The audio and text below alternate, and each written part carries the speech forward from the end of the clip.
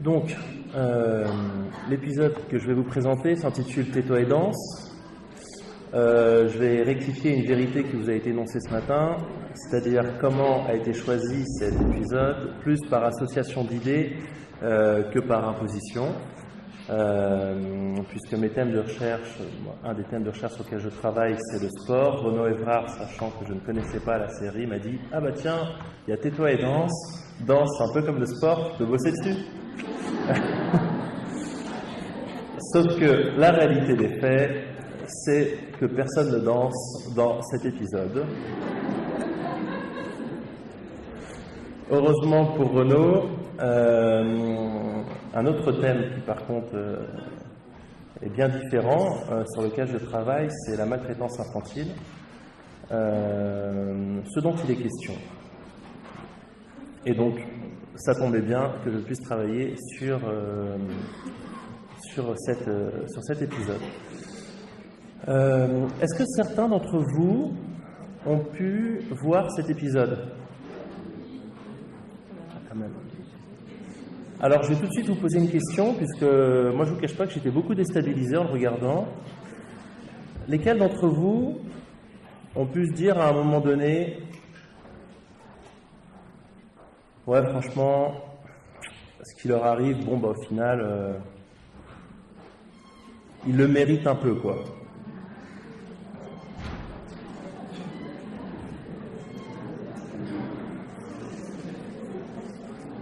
Bon, bah super, on va s'entendre alors. Donc, pour rappel,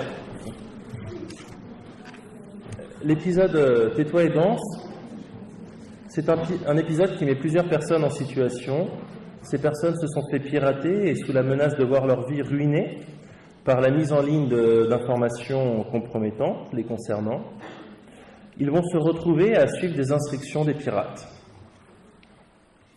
L'épisode commence par le récit d'une femme qui reçoit plusieurs SMS lui indiquant de laisser sa voiture dans un parking souterrain. Cette femme terrorisée va obéir, puis va quitter les lieux. À la suite de ça, on va suivre le parcours de Kenny, un jeune adulte de 19 ans qui vit avec sa mère et sa sœur dans une ville en Angleterre, on ne sait pas où exactement. Il est serveur dans un fast-food, relativement aimable avec les clients, un peu exclu avec ses collègues. Il travaille comme je vous dis, plongeur plus exactement. Un jour, en rentrant chez lui, il surprend sa sœur en train de naviguer sur son ordinateur et celle-ci a téléchargé un logiciel qui malheureusement contenait un virus.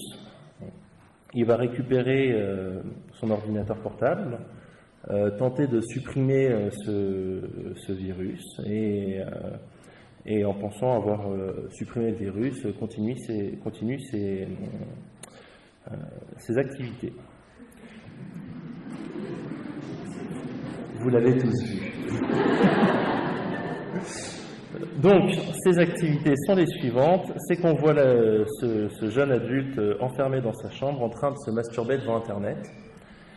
Peu après, il reçoit un courriel anonyme d'un pirate qui l'ont filmé pendant l'acte et le menace de tout mettre en ligne.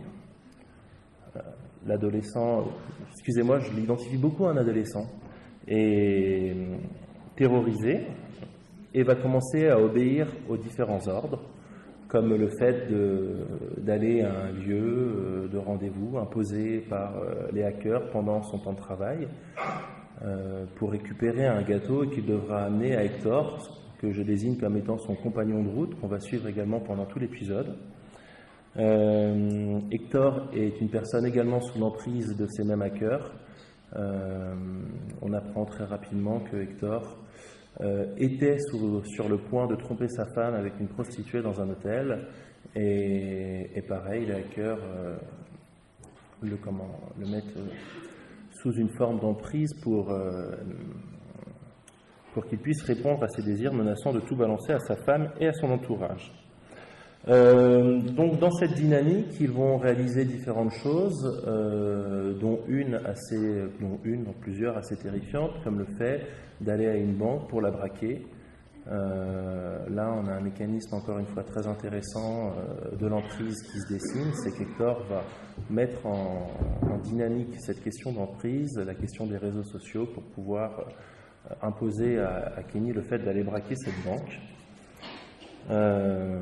Voilà, il braque la banque, arrive à s'échapper et on arrive progressivement vers la fin de l'épisode où les deux protagonistes arrivent dans un champ. Le premier, Hector, doit aller détruire la voiture avant de rentrer chez lui. Et le deuxième, Kenny, arrive dans un bois où il se retrouve face à une personne qui doit activer un drone pour les filmer. Ils comprennent tous les deux qu'ils sont également sous l'emprise du hacker et ils comprennent tous les deux qu'ils sont liés par la même problématique, c'est d'avoir des fantasmes pédophiliques.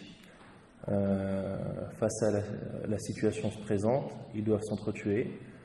Kenny tente de se suicider avec l'arme qu'il a, mais malheureusement, il n'a pas de balle dans le revolver qu'il avait pour braquer la banque. Les deux hommes s'entretuent. Kenny en sort vivant et à la fin, on se rend compte que la nuit tombe, les personnes menacées reçoivent tous un message, l'image du troll face, c'est-à-dire cette image de troll qui désigne qu'ils se sont fait troller. Les hackers ont finalement donc tout mis en ligne. La femme du début, en fait, était la PDG d'une grande entreprise qui pratiquait de la discrimination raciale. Hector voit sa femme tout apprendre sur son éventuelle liaison avec Mandy. Kenny, lui, blessé par la bagarre, va se retrouver au téléphone avec sa mère qui lui énonce tout savoir, puis va se faire arrêter par les forces de l'ordre, le visage en sang et avec le butin du braquage. Voilà, un épisode qu'on ne pourrait pas qualifier de très sympathique, mais contrairement à ce que j'ai pu entendre ce matin, nous inscrit davantage dans un réel de l'immédiat que dans un futur proche. Ce matin, j'ai pu un petit peu circuler derrière vous et je sais que nombreux d'entre vous ont collé un scotch devant la caméra de leur ordinateur. Ont-ils été influencés par cet épisode? Je ne sais pas. Maintenant, je comprends pourquoi les gens le font, puisque je me posais toujours cette question quand je prenais le train et que je voyais les gens travailler avec ce petit scotch. Voilà, acte que fait Kenny dans l'épisode pour dissimuler ses agirs. Alors, moi, je ne sais pas si c'est le biais que vous attendez, parce qu'en fait, cet épisode pourrait interroger beaucoup de problématiques, que ce soit les risques de l'Internet, la vigilance qu'on pourrait avoir. Et c'est pas tant ce caractère qui m'a interpellé dans cet épisode, c'est plutôt un personnage qui est au long de tout cet épisode, mais qu'on ne nomme pas, excusez-moi, qu'on ne voit pas, c'est le hacker. Cette posture du hacker me semble être centrale. Ce que l'on qualifie également de troll ou de trolling l'est également. Alors, vu que je suis un néophyte de la question du troll, je vous le rassure, j'ai été voir un petit peu ce qui se disait sur la question sur Internet. Qu'est-ce qu'un troll? D'où est-ce que ça vient? Et très classiquement, j'en suis arrivé à des définitions de Wikipédia, préconisant deux approches du troll. La première viendrait du folklore scandinave, où le troll est une créature peu amicale et agressive. Et la deuxième hypothèse, le troll serait lié à une technique de pêche à la traîne, où l'objet, la cuillère, va réaliser des déplacements aléatoires afin de piéger le poisson. En poursuivant, on arrive sur les définitions en 2017, où le terme troller est entré pour la première fois dans le dictionnaire français pour désigner un internaute qui empoisonne le débat sur Internet ou des remarques inappropriées ou provocantes. Mais ici, la question du troll n'est pas juste d'empoisonner un débat ou de mettre des remarques inappropriées. Car l'activité de troller entend deux protagonistes, en tout cas dans l'épisode, une personne avec une dimension de domination, qui exerce un pouvoir, le troller, et une personne qui subit les agirs, celui qui est trollé. Il ne s'agit pas d'un simple empoisonnement du débat, il y a bel et bien un désir de nuire. Ce que, et c'est là où ça nous ancre davantage dans le réel, nous retrouvons malheureusement assez fréquemment sur le net, à l'instar de la Ligue LOL, que vous avez certainement entendu parler récemment, mais également du revenge porn, je ne sais pas si vous en avez entendu parler, ou encore de ce fameux jeu qui a fait les journaux il y a peu de temps, qu'on appelle le jeu du Momo et qui a conduit plusieurs adolescents à se suicider. Le jeu de quoi? Le jeu du Momo, vous en avez pas entendu parler? C'est un jeu qui consiste, c'est exactement l'épisode. Des personnes récupèrent votre numéro de téléphone, piratent vos données et vous menacent, vous obligent à réaliser tout ce qu'ils vous demandent, sinon ils vont étaler votre vie privée sur les réseaux sociaux. Dans tous ces exemples, ce qui me semble être dominant, c'est bel et bien la question du sadisme que l'on retrouve déjà chez Freud, qui se manifeste dans une dualité, bien sûr, sadique et masochisme. Il y en a un qui agit et l'autre qui subit.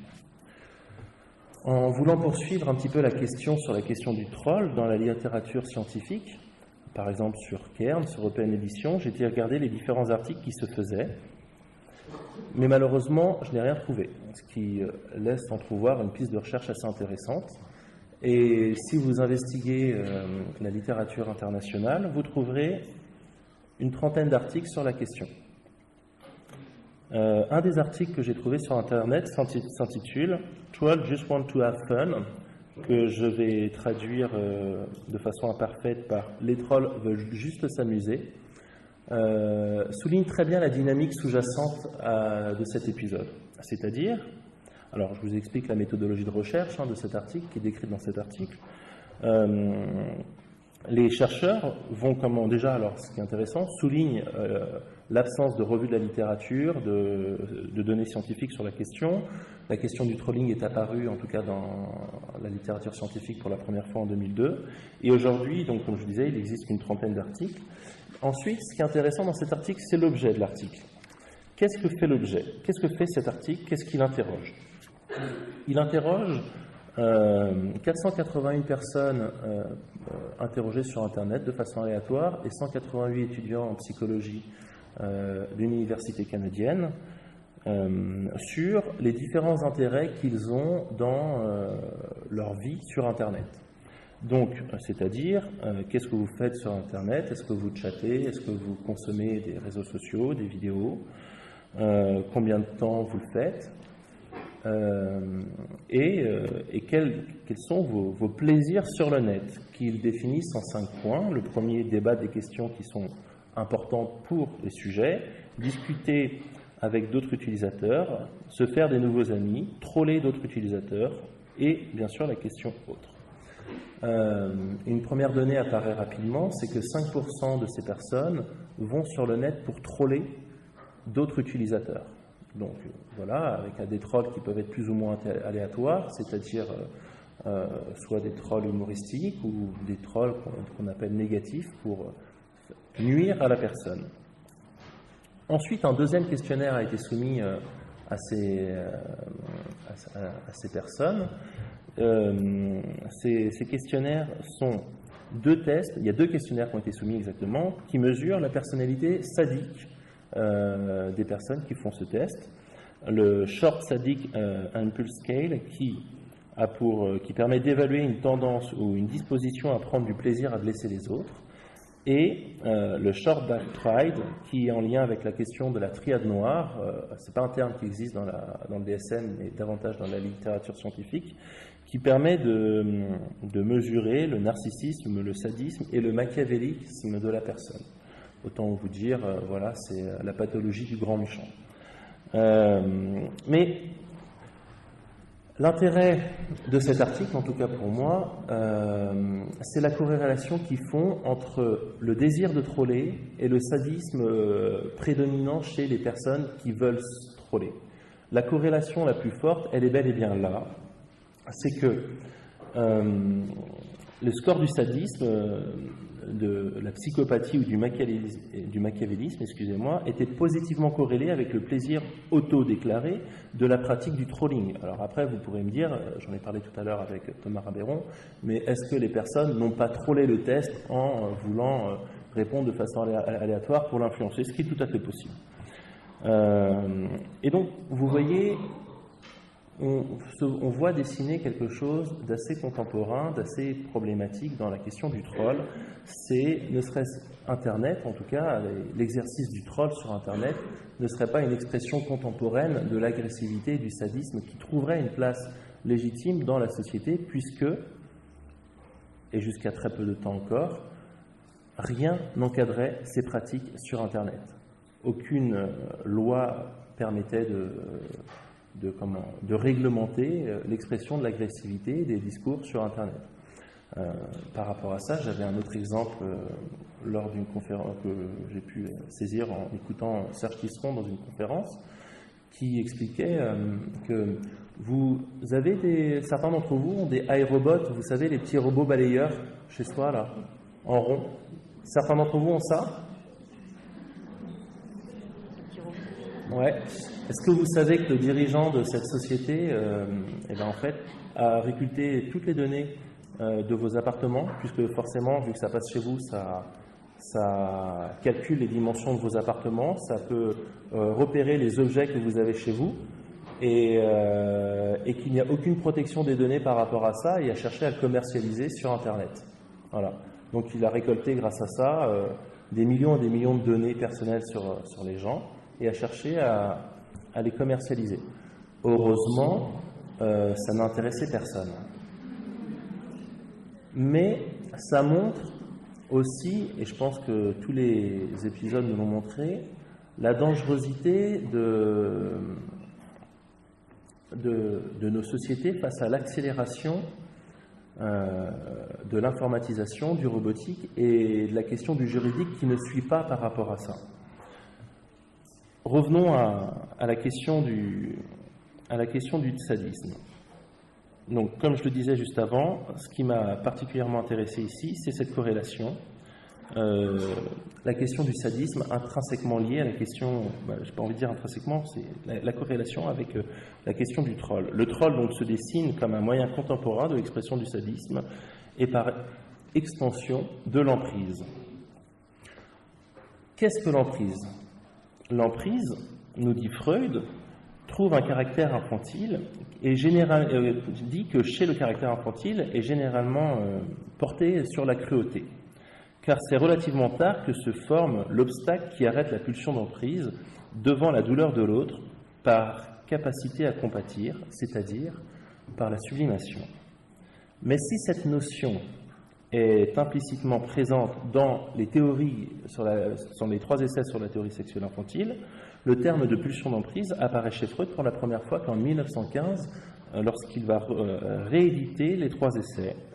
Cette fois-ci, l'ouvrage comprend un nouveau texte intitulé « Les recherches sexuelles infantiles » où Freud approfondit la pulsion de savoir. Freud définit donc la pulsion d'emprise comme une pulsion à maîtriser sur autrui ou sur le monde, une violence contre le réel. Et la pulsion de savoir serait en partie la sublimation de cette pulsion d'agression à l'égard du réel. D'où le lien effectif entre pulsion d'emprise et sublimation que Freud traite dans les 3 essais sur la théorie sexuelle infantile, mais également dans le Léonard de Vinci. Ce qui pourrait déjà nous apporter une piste de réflexion sur est-ce que le sadisme pourrait être quelque part un échec de la sublimation de cette pulsion d'emprise. Un peu plus tard, en 1924, Freud va continuer à théoriser autour de cette question, où il formule la relation entre l'agressivité, la pulsion d'emprise et le sadomasochisme ainsi. La libido, je cite Freud, a pour tâche de rendre inoffensive cette pulsion d'agressivité et elle s'acquitte en dérivant cette pulsion en grande partie vers l'extérieur. Bientôt, avec l'aide d'un système organique particulier qui désigne la musculature et en la dirigeant contre les objets du monde extérieur. Elle se nommerait alors pulsion de destruction, pulsion d'emprise, volonté de puissance. C'est donc avec cette pulsion de destruction, d'emprise, que nous avons à faire dans cette situation, dans la posture du hacker.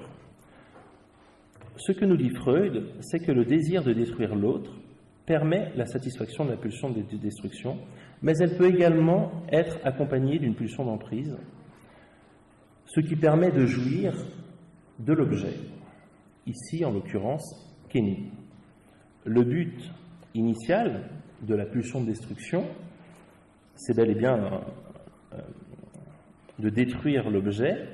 Or, l'emprise suppose l'immobilisation de l'objet, voire sa réduction à l'état de stabilité anorganique, que nous retrouvons encore une fois bien là dans l'épisode. Je voulais vous montrer une vidéo, mais je n'ai pas réussi à la télécharger à temps. C'est pour ceux qui veulent revoir l'épisode, à 7 minutes 30 exactement, on voit Kenny qui rentre dans sa chambre et qui lit le message du hacker pour la première fois. Lorsqu'il lit le message du hacker, il est dans une situation d'effroi, une situation d'inhibition de la pensée qui est tout à fait propre à la question de l'emprise que nous décrivons ici, c'est-à-dire la réduction à l'état de stabilité anorganique. En effet, Kenny ne peut plus penser, n'arrive pas à réagir et donc s'impose, ou pas s'impose, mais plutôt se soumet à cette dynamique sadique. Je l'ai déjà mentionné tout à l'heure, cette dimension de l'emprise, Hector va l'apercevoir très vite lorsqu'ils vont aller braquer la banque, et il va également la soumettre à Kenny pour qu'il puisse l'orienter vers le braquage. Je ne sais pas si vous vous en rappelez, dans l'épisode, ils doivent faire un choix, l'un doit conduire la voiture, l'autre doit aller braquer la banque. Kenny est terrorisé par ce choix. Hector lui dit « mais tu te rends pas compte, si tu ne le fais pas maintenant, ils vont tout balancer sur les réseaux sociaux, sur Snapchat, sur Instagram, et ta vie sera foutue. » Et à ce moment-là, c'est à ce moment-là que Kenny va être inhibé et va agir, va être inhibé par la pensée, je dis bien, va être inhibé par la pensée, va être dans une situation d'effroi et va aller braquer la banque. Donc, ce qui domine dans l'emprise et que nous retrouvons ici, c'est le fait de préserver l'objet vivant. Il n'y a pas de destruction de l'objet. Et c'est ce qui est intéressant dans cette série, c'est qu'à aucun moment, si ce n'est le moment du meurtre, à aucun moment on cherche à anéantir complètement, c'est-à-dire à détruire l'objet que le hacker cherche à manipuler. D'ailleurs, la jouissance du hacker, on la voit surtout au moment où il envoie le texto final à ses victimes pour leur exprimer le fait qu'ils ont été trollés en recevant donc ce fameux troll face. Mais ici, le côté sadique du hacker peut être banalisé par la dimension empathique, voire compassionnelle, que le spectateur peut avoir face à la situation. En effet, on apprend que Hector allait tromper sa femme, on apprend que Kenny naviguait sur des sites pédopornographiques pour se masturber, et ces questions vont émouvoir le spectateur, le mettant dans une posture d'empathie. Je sais que c'est un sujet très polémique vers lequel je vais, mais qui est tout à fait nécessaire à avoir comme débat, d'autant plus aujourd'hui avec toutes les révélations qu'on a par rapport au cas de pédophilie, au Vatican notamment, mais bon, j'ai envie de dire également dans l'éducation nationale ou dans les institutions sportives. Pourquoi j'ai envie d'aller vers ça? Pourquoi j'ai envie de vous interroger là-dessus? Et pourquoi ça m'interroge? C'est qu'au final, Kenny n'a commis aucun acte pédophilique. La seule chose qu'on peut lui reprocher, c'est d'avoir consommé des images pédophiliques. J'ai fait un petit peu de recherche sur Internet et aucun texte de loi condamne ça. Il y a éventuellement en 2002 un texte de loi qui condamne le fait d'avoir des images pédophiliques chez soi, sur son ordinateur, mais pas de les consulter. Et là, il y a un vide juridique qui interroge là-dessus. Mais au-delà de ça, et en tant que psychologue, ce qui nous intéresse, c'est ce que dit le DSM-5 par rapport à ça. Le DSM-5 parle de la pédophilie en 2 points. Je vais vous les lire parce que comme ça, je serai sûr de ne pas me tromper. Alors, le premier point, c'est que la pédophilie est caractérisée lorsque une personne a pendant une période d'au moins 6 mois en présence de fantasmes entraînant une excitation sexuelle intense et récurrente, des pulsions sexuelles ou des comportements impliquant une activité sexuelle avec un enfant ou plusieurs enfants prépubères, c'est-à-dire généralement âgés de 13 ans ou moins. Le deuxième point indique l'individu a mis en acte ses pulsions sexuelles ou les pulsions sexuelles et fantasmes entraînant une détresse importante ou des difficultés relationnelles.